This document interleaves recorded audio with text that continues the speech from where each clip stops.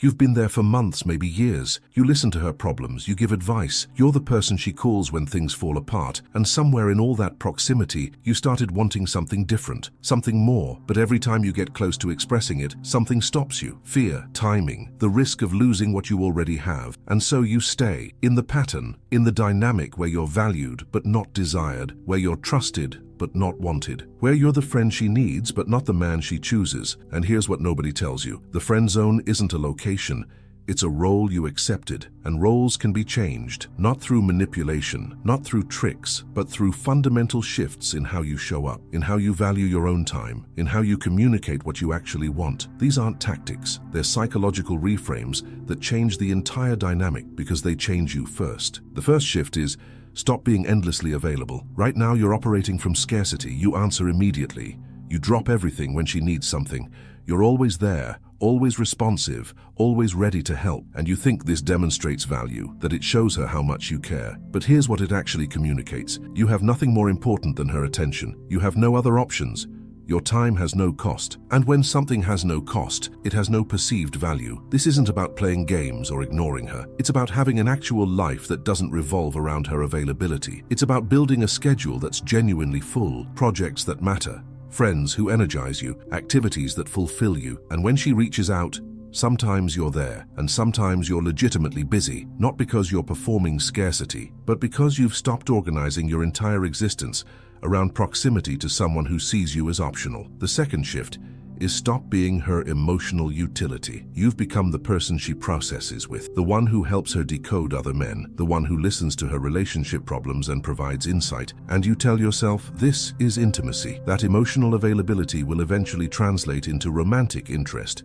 But it won't, because you're not showing up as a man with desires. You're showing up as a service, as emotional infrastructure, as someone who helps her navigate her attraction to others while never asserting your own. And that role is comfortable for her.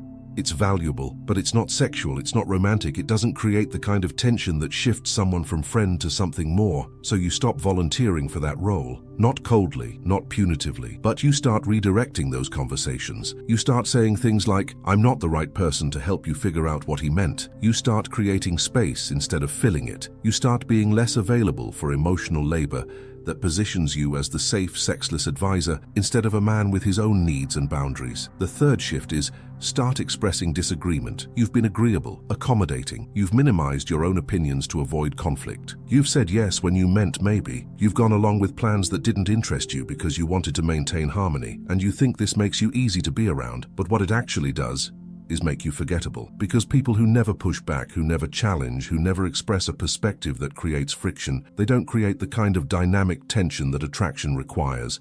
Attraction isn't built on comfort alone. It's built on the interplay between comfort and challenge, between safety and slight unpredictability, between someone who's supportive and someone who has their own ground to stand on. So you start being honest, not combative, not argumentative, just honest. When she suggests something you're not interested in, you say so. When you disagree with her take on something, you express it. When she's wrong about something, you don't just nod along, you offer a different perspective. And this creates something that's been missing, the sense that you're a separate person with your own internal world, not just a reflection of whatever she needs you to be. The fourth shift is start living like someone who has options, even if you don't. Even if she's the only woman you're interested in right now, you stop acting like she's your only possibility. You stop organizing your entire social life around her. You start doing things that expand your world. You go to events alone. You talk to other people. You build a life that's interesting, independent of her presence in it. And this isn't about making her jealous. It's about shifting your own internal state from scarcity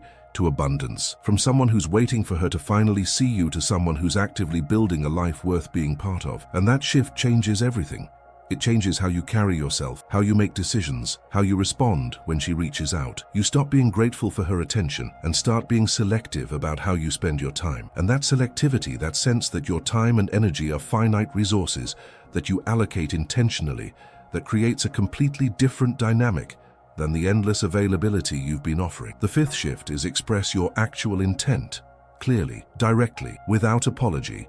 You've been hinting, hoping she'll pick up on the subtext, hoping that if you're patient enough, supportive enough, present enough, she'll eventually realize you're the one. But she won't, because you've never given her the chance to consciously choose. You've kept your interest implicit, which allows her to keep you in the friend category without ever having to reject you explicitly. And that ambiguity protects you from rejection, but it also prevents any possibility of shifting the dynamic. So you stop hinting. You stop waiting for the perfect moment. You stop hoping she'll magically realize, and you tell her, not in some grand dramatic gesture, not in a way that puts pressure on her, but clearly, directly. Something like, I value what we have, but I need you to know I'm interested in something more than friendship, and I'm not willing to stay in ambiguity about it. And then you give her space to respond. You don't argue. You don't negotiate.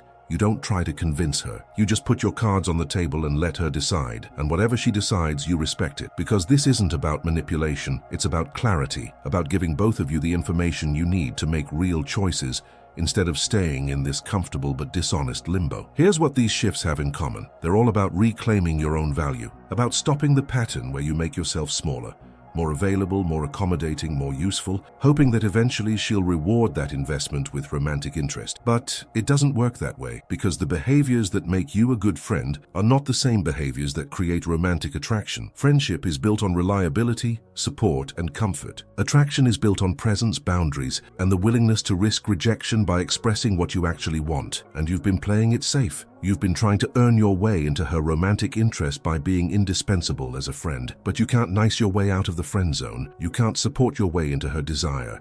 You can only shift the dynamic by fundamentally changing how you show up, by being less available, by refusing the emotional utility role, by expressing disagreement, by building a life that doesn't revolve around her, by stating your intent clearly, and then accepting whatever comes next. Because here's the part that's hard to accept. These shifts might not work. She might not suddenly see you differently. She might not develop romantic interest just because you started showing up differently. And that's okay, because the point isn't to manipulate her into attraction. The point is to stop participating in a dynamic that's slowly killing your self-respect, to stop being someone who orbits another person, hoping they'll eventually notice, to stop investing in a one-sided situation while calling it friendship, to reclaim your time, your energy, and your right to pursue what you actually want instead of settling for proximity to someone who doesn't want you back. And if these shifts reveal that she's not interested, that's painful, but it's also clarifying. It frees you to stop wasting time in a dynamic that was never going to become what you needed it to be. It allows you to move on, to find someone who doesn't need you to jump through hoops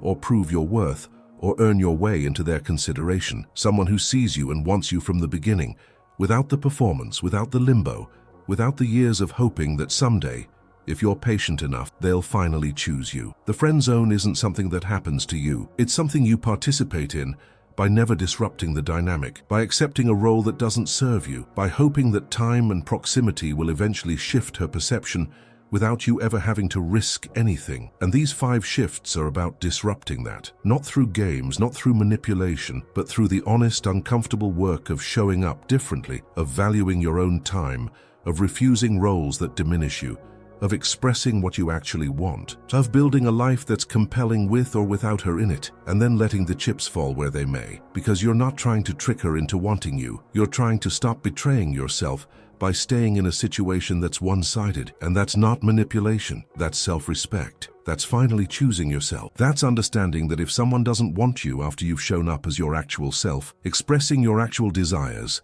living your actual life, then they're not your person. And staying in the friend zone, hoping they'll change their mind, is just another way of refusing to accept reality and move towards something that could actually be mutual. These shifts won't guarantee she chooses you, but they will guarantee you stop choosing to be unchosen. And that's where everything actually changes.